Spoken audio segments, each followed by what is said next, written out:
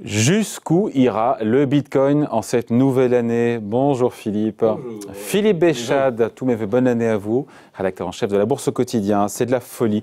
Le Bitcoin était, avant que je parte en vacances, à 20 000 $. Oui, les gens se disaient, wow, proche des plus hauts, 20 000 $. On rentre de vacances, pour ceux qui en ont pris évidemment. En 15 jours, on est 30, 35 000, 34 000 $. On va dire 34 700 avant un plongeon de moins 18% le lundi 4 janvier. Donc on est aux alentours de quoi, 30 000 $? 28. On est autour de 30 000 $, bref. 28. Voilà. Ça fait donc quand même près de 50% de hausse en 15 jours. C'est un crack haussier, c'est quoi ce truc-là? Techniquement, oui, c'est un crack haussier, d'ailleurs qui n'est pas propre qu'au Bitcoin, puisqu'on a vu par exemple l'Ethereum le 3 janvier, tiens, on était un dimanche, gagner 40%.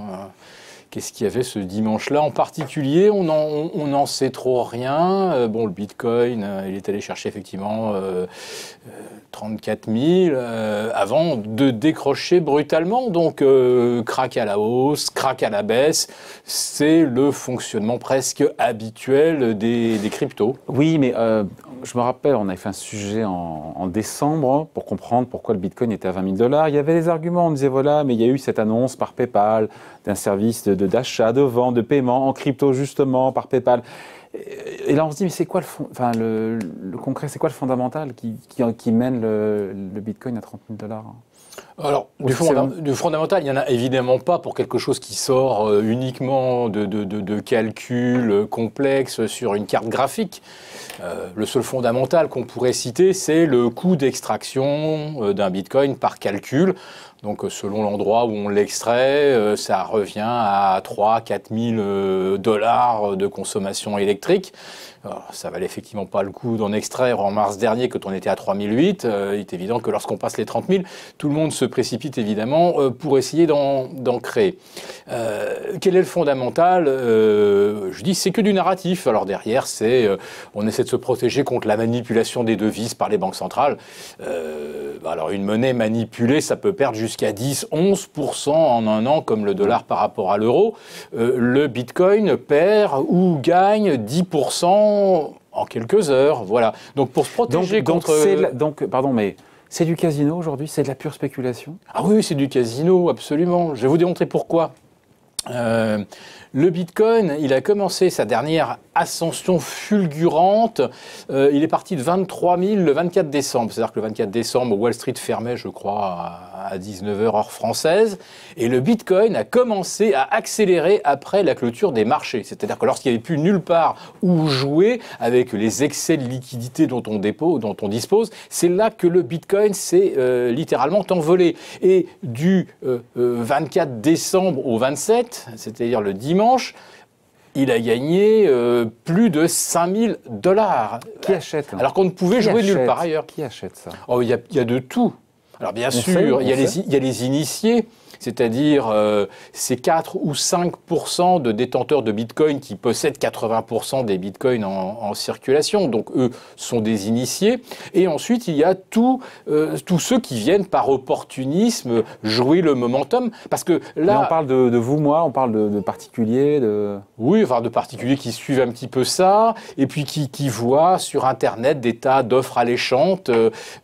Jouer les cryptos, ça peut gagner 50, 100% en quelques semaines, et on a une méthode de trading pour vous permettre de gagner... C'est pipeau, ça. Qu'est-ce que vous voulez? Comment on calcule la valeur d'un Ethereum ou d'un Bitcoin? Il y a rien. C'est uniquement parce qu'on regarde le graphique et qu'on dit on est là. Par exemple, le 16 décembre, on passe les 19 700, c'est-à-dire le précédent record du 18 décembre 2017. Et là, bien sûr, tous les algos se mettent à payer. Tous. C'est simple. Le 16 décembre, quand on a passé les algos sont les algorithmes. Les 19 700, il y avait 95% des adresses qui étaient à l'achat. C'est-à-dire que d'un seul coup... Ça veut dire quoi, les algos entrent en action, concrètement? Alors, les algos, c'est-à-dire que contrairement à 2017, où les achats de Bitcoin étaient quand même, on va dire, un petit peu faits main, avec les limites que ça imposait, parce que la vitesse de prise en compte des opérations était lente. Maintenant, vous avez plein de dérivés de Bitcoin. Vous prenez par exemple une plateforme, je ne fais pas de publicité, mais comme eToro, vous n'achetez pas le Bitcoin, vous achetez quelque chose qui réplique le Bitcoin. Donc vous avez aujourd'hui des tas de dérivés, vous avez des plateformes même officielles aux États-Unis, c'est carrément supervisé par les autorités de marché. Vous pouvez acheter et vendre du Bitcoin, c'est-à-dire une réplique, un dérivé, ce qui permet effectivement d'aller beaucoup plus vite. Et par exemple, si vous prenez des plateformes comme eToro, ça c'est le cas pour d'autres, vous avez ce qu'on appelle le copy trading. C'est-à-dire qu'on vous dit, vous n'y connaissez rien, mais ça n'a aucune importance car vous allez pouvoir choisir des profils parmi les champions, les cadors qui se font des montagnes d'argent sur le Bitcoin. Vous allez pouvoir choisir un profil et vous allez mettre une somme et vous allez appuyer sur un bouton et c'est ce profil algorithmique qui va gérer l'argent que vous avez mis dans le Bitcoin. Ouais, mais ça marche tant que le Bitcoin monte. Tant que ça monte, tout le monde gagne. Ben c'est le principe même. C'est-à-dire qu'en 2017, on avait un effet FOMO, Fear of Missing Out. Tiens, c'est le nouveau truc qui monte, on y va tous. Là, aujourd'hui, c'est un petit peu différent puisque vous avez beaucoup de professionnels et de gens qui vous vendent des formations pour aller trader le Bitcoin. C'est-à-dire pour aller trader quelque chose dont personne ne connaît le fondamental, qui n'est relié à rien. Sauf que si, pour moi, c'est vraiment relié à quelque chose, c'est quand tous les marchés sont fermés. Les places européennes, Wall Street à 22 heures, je ne sais pas pourquoi, mais dans 40 ou 50% des cas, les accélérations se font en pleine nuit. Je ne sais combien d'accélérations là, ces 15 derniers jours qui ont eu lieu à partir de 5 heures du matin. Comment vous l'expliquez ? Ça veut dire que quand on ne peut plus jouer l'argent en Europe, qu'on ne peut plus jouer à Wall Street, voilà, c'est un petit peu comme pendant la trêve hivernale, quand vous ne pouvez plus parier sur le foot, sur le rugby. Si jamais il y a un tournoi de curling, tout le monde va aller jouer. Donc, il ne faut pas chercher à comprendre. Il n'y a plus de rationnel maintenant avec un Bitcoin à 30 000 $. Le rationnel, c'est toujours le même narratif. Protégez-vous contre des devises manipulées par les banques centrales. On avait dit quand c'était à 20 000, on avait dit quand c'était à 15 000. Mais bien sûr, mais c'est toujours le même. Et ça marche toujours. Quand vous demandez à quelqu'un pourquoi il a acheté un Bitcoin, il ne sait absolument pas ce qu'il a acheté ni pourquoi, mais il va vous dire « Ah oui, mais on est dans un monde où les banques centrales ont injecté par exemple 500 milliards depuis le 30 novembre. » Pour la Fed. La Fed. Et comme par hasard, quand la Fed a injecté ces 500 milliards, tout s'est mis à flamber, c'est-à-dire les actions du S&P, du CAC 40, et bien sûr, les excès de liquidité ont débordé vers le Bitcoin, et à plus forte raison quand les autres marchés sont fermés. Quand la session est terminée à Wall Street, il y a beaucoup de gens qui font du day trading. Donc, à la fin de la journée, ils récupèrent de l'argent. Qu'est-ce qu'on en fait ? La nuit, les algos vont continuer de trader le Bitcoin, l'Ethereum et le Ripple. On est en mode no limit sur le Bitcoin. Et quand ça, il y a au bout d'un moment, il n'y a la seule limite, c'est la naïveté des acheteurs. La naïveté des acheteurs. Parce que quand ils vous disent « j'achète un Bitcoin parce que je veux me protéger contre la volatilité monétaire », mais il y a une excellente un crypto-actif qui est parfait pour se protéger contre la volatilité, c'est le Tether. C'est-à-dire une crypto sur une blockchain qui reproduit le comportement d'un panier de devises. Donc celui-là est stable. Pourquoi est-ce que PayPal a choisi ce machin qui est archi-spéculatif pour faire des paiements ? Enfin, ça n'a pas de sens. Quelque chose qui perd 18% dans la matinée du lundi 4 janvier. Vous aviez décidé d'acheter quelque chose, d'un seul coup, il va vous manquer 15% pour l'acheter en quelques minutes. C'est une dinguerie.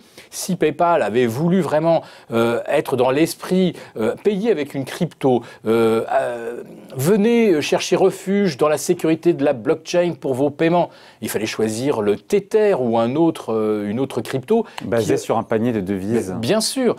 Si PayPal a fait ça, c'est que derrière, il y avait évidemment une arrière-pensée de se dire ça va booster le truc et ça va provoquer un effet d'entonnoir. Si PayPal avait choisi le peso mexicain... Personne n'en aurait parlé. Mais non, mais si, les gens se seraient mis à acheter du crypto-peso argentin. Ah, du crypto, oui. Mais pourquoi ? Parce que, d'un seul coup, ça devient un moyen de paiement qui est relativement furtif et relativement anonyme. encore aujourd'hui. Bon, donc c'est plus casino que jamais, on finit là-dessus, le Bitcoin. Alors c'est plus casino que jamais quand on voit les écarts, hein. On a doublé depuis le 16 décembre, ouais.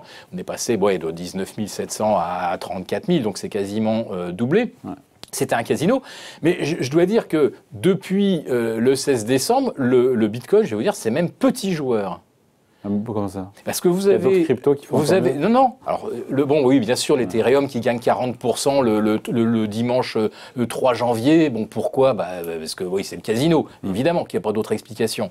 Mais vous avez d'autres petites valeurs qui valaient 0,001 $. Des valeurs en bourse. Des valeurs en bourse, ouais. C'est-à-dire qui pesaient en fait en termes de capitalisation quelques milliers, quelques dizaines de milliers de dollars et qui ont fait 125 000%.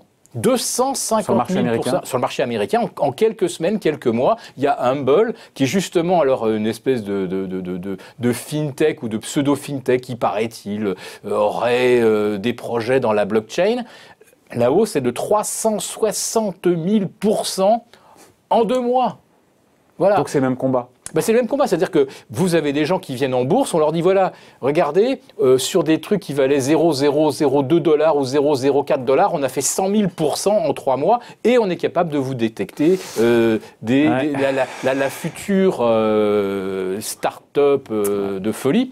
Mais ce qui est extraordinaire, c'est que vous avez des petites entreprises qui valaient quelques dizaines de milliers de dollars et certaines ont atteint 100 millions de dollars de capitalisation alors qu'elles font 0 chiffre d'affaires. Donc quand vous voyez le comportement des investisseurs, c'est ça qu'il faut questionner. Ils viennent acheter des choses qu'ils ne connaissent pas et les achètent au travers d'outils où ils s'en remettent totalement, effectivement, à des outils de gestion informatisés. C'est du casino plus que jamais. C'est du momentum. Alors, du casino, mais avec des acteurs aujourd'hui sérieux. Vous avez des milliardaires qui vous disent « j'en ai mis un petit peu, on ne sait jamais ». Alors le on sait jamais, c'est merveilleux parce que vous pouvez faire monter n'importe quoi. Demain, si je vous dis le galet des Trétas totalement unique, je le fais graver et ça devient une sorte de crypto absolument incopiable, etc.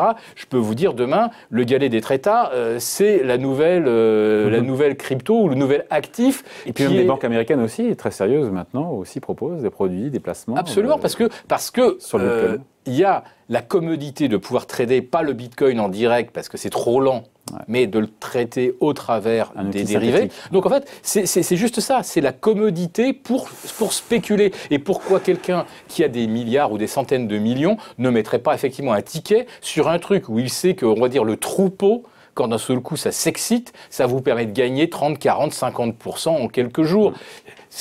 Pourquoi on se priverait du plaisir de gagner de l'argent facile? Tant que ça marche. Parce qu'au bout d'un moment, ça se retourne, évidemment. Oui, mais enfin, généralement, les initiés, c'est pas eux qui se font avoir dans une chute de 18% en quelques minutes. Exactement. Merci en tout cas. Point de vue explication signé Philippe Béchade, rédacteur en chef de la Bourse au quotidien. Encore bonne année. Merci. Merci. Salut Philippe.